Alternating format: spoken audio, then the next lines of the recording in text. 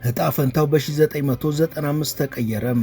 ወደ አሜሪካ ተጉዞ ለመጀመሪያ ጊዜ ከኢንተርኔት ጋር ተገናኘ።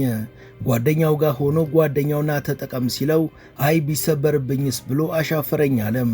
ኢንተርኔት ተሰባሪ ዕቃ ነበር የሚመስለው። ምንዱባን ከነበሩ ቤተሰቦች የወጣ ነው። በልጅነቱ ከፍተኛ ፍላጎቱ እንግሊዘኛን መማር ነበር። ትምህርት ቤት ሳለ ብሩህ ተማሪ ያልነበረና የዩኒቨርሲቲ መግቢያ ፈተናንም ደጋግሞ የወደቀ ነው።